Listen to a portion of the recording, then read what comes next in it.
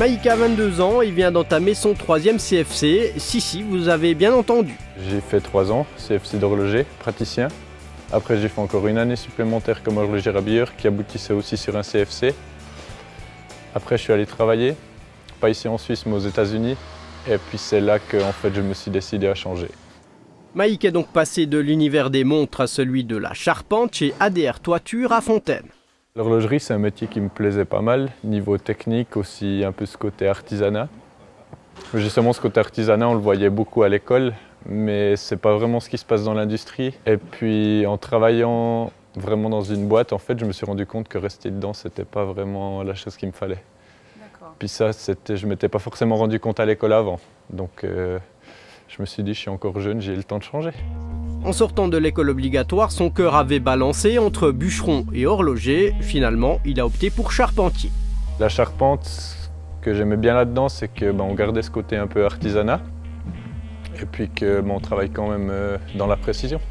Maïk apprend donc à manier les outils qui vont lui permettre de donner forme à sa charpente. Ici, il prépare des chevrons pour une toiture. L'aide de son formateur est précieuse. Il faut penser précision, mais aussi sécurité. Et puis faire juste bien attention, c'est quand tu démarres, que ici. Ça vient plaquer. Avec ta main. Et tu viens ici, tu appuies bien, pour que tu sois bien en place. Et puis faire très attention, c'est quand tu arrives au bout.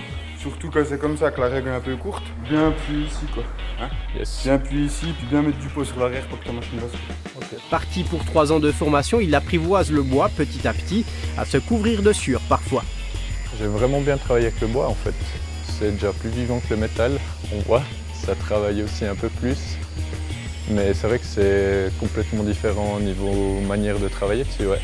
Vu le poids et la taille des pièces, pour être charpentier, vaut mieux être solidement charpenté justement. Tout dépend ce qu'on fait, mais ouais, il faut être pas mal en forme physiquement. Et puis être aussi relativement précis et puis consciencieux dans son travail. Parce que si on le fait mal à l'atelier, ça ira pas après quand on va le poser sur la maison et puis ça va pas aller. Et enfin, il vaut mieux être agile comme un chat sur un toit lorsqu'on pose une charpente. Ça va le vertige? Pas de souci.